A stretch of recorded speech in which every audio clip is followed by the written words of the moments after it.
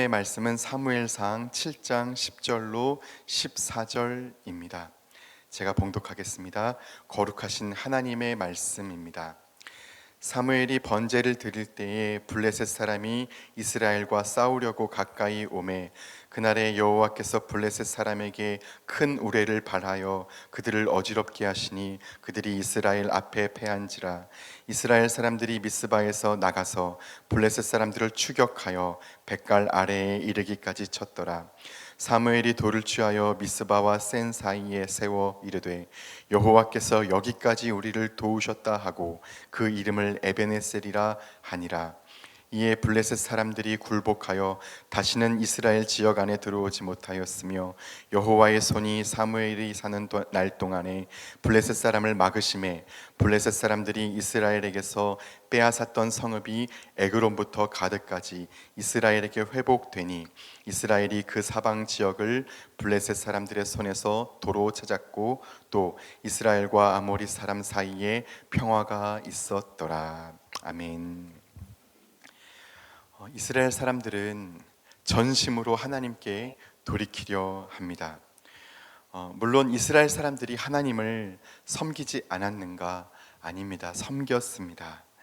사무엘상 7장 2절에 기록되었듯이 이스라엘 온 족속은 하나님을 사모하고 있었습니다. 그런 때에 사무엘이 외치는 것입니다.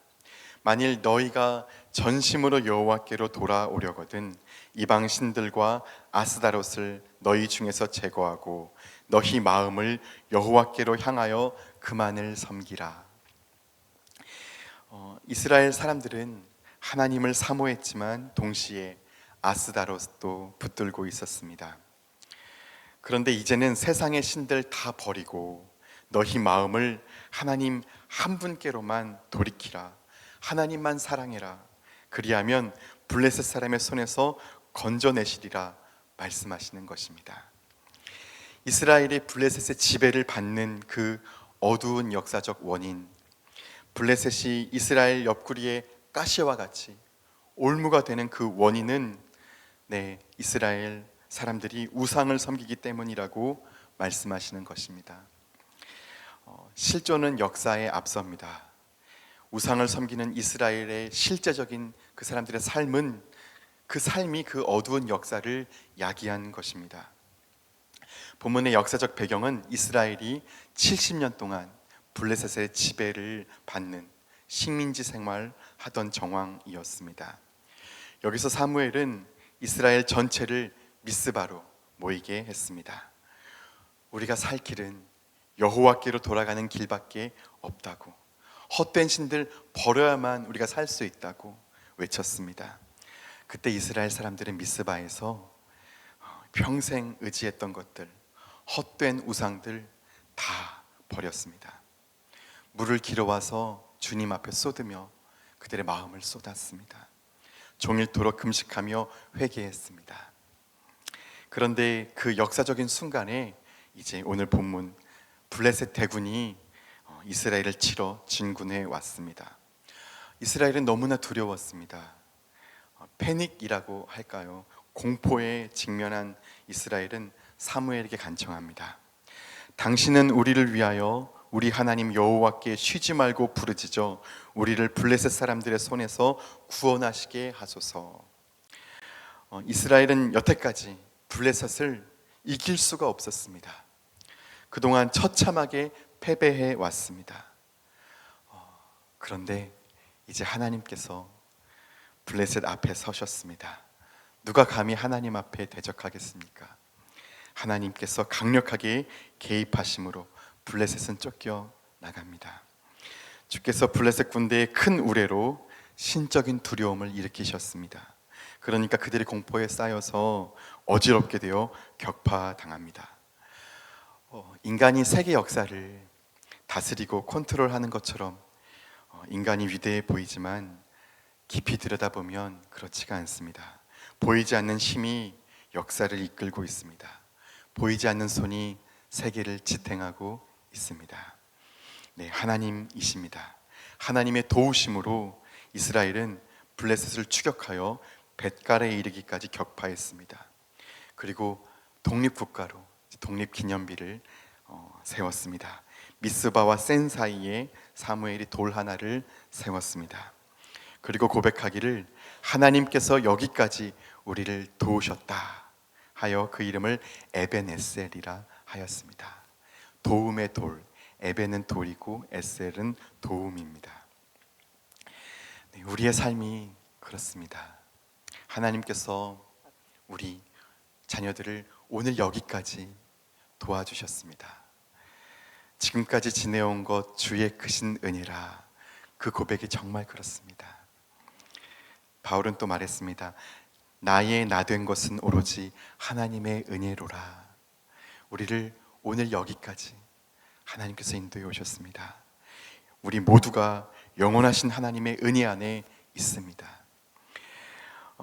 이에 블레셋 사람들이 굴복하여 다시는 이스라엘 지역 안에 들어오지 못하였으며 여호와의 손이 사무엘이 사는 날 동안에 블레셋 사람을 막으심에 블레셋 사람들이 이스라엘에게서 빼앗았던 성읍들이 이스라엘에게 다 회복되었고 그 성읍들 사방의 지역까지도 도로 찾게 되었습니다. 또 이스라엘과 아모리 사람 사이에 평화가 있었더라. 평화의 세계까지 실현되었습니다. 그런데 여러분, 이 에벤에셀 이 단어를 우리가 지난 며칠 동안 사무엘상 4장 5장에서도 계속 보아왔습니다. 거기서 에벤에셀, 그 땅은 어떤 땅이었습니까? 패배의 땅, 상처와 슬픔의 장소였습니다. 하나님의 언약궤를 빼앗긴 수치의 자리였습니다. 그러나 오늘 여기 에벤에셀은 어떤 땅이 되었습니까? 은혜의 땅, 회복의 자리, 치유와 영광의 세계가 되었습니다. 이 역전, 이 전환점에는 이스라엘의 참회가 있었습니다. 곧 모든 우상들을 버리고 전심으로 마음을 다해서 하나님께로 돌아섰습니다. 사랑하는 여러분, 우상 아스다롯은 다산과 풍요의 여신입니다. 풍요를 추구하는 인간 마음의 투영이 아스다롯입니다. 우상이란 그렇게 인간 욕망의 투영입니다. 인간 마음, 자아의 욕망의 결과, 투사의 결과물입니다. 욕망의 추구와 이웃 사랑은 양립할 수 있을까요? 불가능합니다. 예수님께서도 하나님과 만몬, 재물은 겸하여 섬길 수 없다고 말씀하셨습니다. 하나님은 이웃을 사랑하라고 말씀하십니다. 사랑은 율법의 완성이 됩니다. 하나님께서는 사람들 중에서도 특별히 약한 자, 지극히 작은 자, 소외된 자를 사랑하라고, 긍휼히 여기라고 하셨습니다. 우리 하나님은 긍휼이 많으신 아버지이십니다. 하나님 아버지에게는 우리 말고도 다른 자녀들이 있습니다. 지금 고통당하는 자녀들 때문에 아버지의 마음이 처참하게 무너져 있다면, 그런데도 한 아버지의 자녀인 제가 아무렇지가 않다면 저는 정상이 아닌 것입니다. 아버지의 마음 아픔이 제 마음 아픔이어야 할 것입니다. 팔레스타인의 한 소녀의 말입니다. 나는 태어나서부터 내 가족들과 친척들이 죽는 것만 보아왔어요. 삶에서 기뻤던 순간은 한 번도 없었어요. 내가 크면 이스라엘 군인들을 죽이고 나도 죽어버릴 거예요. 마음이 무너지고 찢어져서 이렇게까지 된 것입니다. 우리가 사람을 사랑하려면 자기 욕망을 추구해서는 안 됩니다. 사람이 자기 욕망을 따를 때 하나님과 이웃을 등지게 되는데, 거기에 펼쳐지는 세계가 불화이고 전쟁입니다. 지옥이란 자기 자신을 한순간도 잊지 못하는 세계입니다. 자기 자신에게 몰두할 때 우리에게 이웃이란 존재할 수 없습니다. 하나님조차 우리에겐 없는 분입니다. 우리가 불을 향해 질주할 때 이웃의 신음소리는 들리지 않습니다. 역으로 욕망이 아니라 하나님 한 분 붙들 때 아버지의 뜻대로 이웃을 내 몸처럼 사랑할 때 거기에 펼쳐지는 세계가 회복의 세계, 평화의 세계입니다. 하나님께서는 이스라엘을 종적인 존재에서 참 자유인으로 구원하셨고 가나안 복지를 주셨습니다. 사람답게 하나님의 형상답게 살라고 하셨습니다. 그러나 이스라엘은 다시 종적인 존재가 되어 헛된 것들을 섬기고 욕망을 따라 살고 있습니다. 그래서 블레셋에게, 세상에게 지배당하고 있습니다. 오늘 이 땅의 교회들은 어떻습니까? 소금이 맛을 잃으면 짓밟힌다고 주님께서 경고하셨습니다. 지금 세계가 어떻습니까?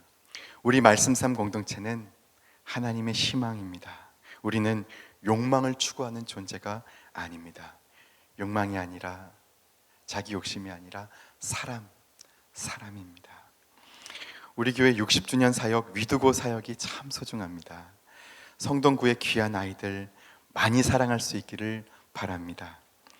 또한 주류 사회에서 점점 떠밀려서 소외의 그늘 속으로 들어간 사람들, 자기 존엄성을 잃어가는 사람들, 이주 노동자, 탈북자, 조선가정 아이들, 그 취약한 아이, 그 한 사람을 사랑하는 우리가 되길 바랍니다. 우상이 아니라, 탐욕이 아니라 하나님을 사랑하는 그런 우리를 통해서 이 땅에 회복과 평화의 세계가 오기를 주님의 이름으로 바랍니다. 기도하겠습니다.